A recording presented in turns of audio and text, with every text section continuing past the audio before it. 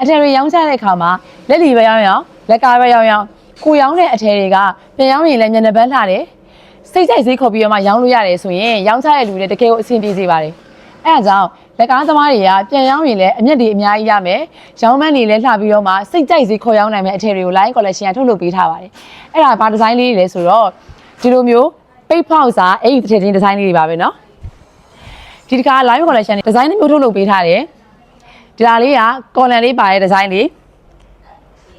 ဒီဒီဇိုင်းလေးကတော့လေဝိုင်းလေးကိုမှအနားလေးကိုနည်းနည်းစစ်စစ်လုပ်ပေးထားတဲ့ဒီဇိုင်းလေးဒီဒီဇိုင်းလေးကိုထုတ်လုပ်ပေးထားတဲ့အသားလေးကဒီအိမ်ရဲ့အဓိကအားသာချက်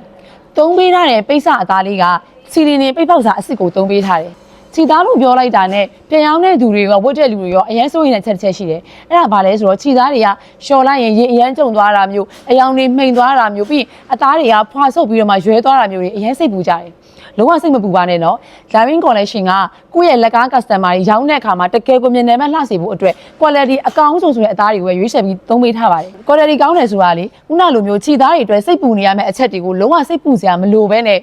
ရှော်လိုက်တဲ့ခါမှာလည်းလုံးဝတိကျကြုံကလုံးဝမရှိဘူးအယောင်တွေလည်းမကျသွားဘူးပြီးရင်ဟို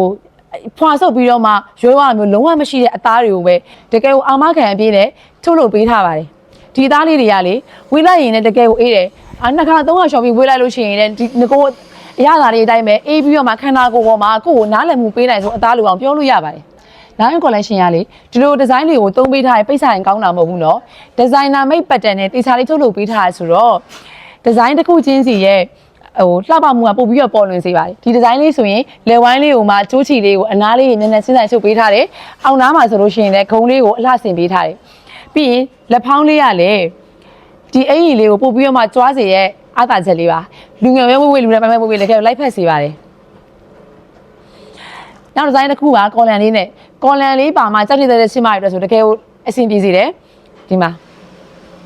ဒါလေးကလည်းလေပင်းအဝိုင်းလေးကိုမှကော်လန်လေးနဲ့ကော်လန်ရဲ့အနားလေးမှာဒီဇာနာကုန်းလေးနဲ့အလှဆင်ပေးထားတယ်ပြီးတော့အင်းရဲ့အောက်နားလေးကိုလည်းဇာကုန်းနဲ့ထပ်ပြီးတော့မှအလှဆင်ပေးထားပါသေးတယ်လက်ကလေးတွေကလည်းအခုဒါဈေးဝယ်ထဲမှာတော်တော်များကြိုက်ထိတက်ကြတယ်လက်ဖောင်းအကားလေးကိုပဲ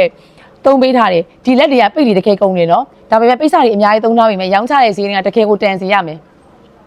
ပြပြစင်တာကလေဒါရင်းရထုတ်လုပ်ပေးထားတဲ့ဒီလိုမျိုးအဲ့ဒီအကုန်လုံးကပိတ်စတောင်းလဲကောင်းတယ်ထုတ်လုပ်ပေးထားတဲ့ပတ်တန်ရတယ်ဒီဇိုင်နာပတ်တန်နဲ့ဆိုတော့ဝေးရတဲ့အခါမှာလဲကိုယ်ခန္ဓာကိုယ်မှာတိုင်းပြီးထုတ်ထားတဲ့လိုမျိုးတကယ်ကို fitting ကြလှပစေပါတယ်အဲအကြောင်းဒီ video ကြီးနဲ့မိတ်ဆွေတွေကအထည်လုပ်ငန်းဆက်တော့ပဲဖြစ်ဖြစ်ကိုယ့်ရဲ့အထည်လုပ်ငန်းကိုတကယ်ကိုမှဟိုကြီးထွားပြီးတော့မှအထည်ရာချီထောင်ချီဖြန့်ဖို့အတွက်စိတ်ချရမယ်ပြန်ရောက်ရင်လည်းအမျက်တွေအများကြီးရပြီးတော့မှစိတ်ကြိုက်စေခေါ်ရောင်းလို့ရမယ်အထည်တွေကိုပဲရှာဖွေနေရဆိုရင်တော့ Line Collection ကိုဆက်သွယ်လိုက်ပါဒီလိုမျိုး quality ကောင်းတဲ့အထည်တွေဒါထုတ်လုပ်ပေးနေရမလို့မိတ်ဆွေတွေရဲ့အထည်လုပ်ငန်းမှာရောင်းရည်စားနဲ့စီတိုင်းပဲဆိုတာအရေးကြီးအောင်မခံနိုင်ပါတယ်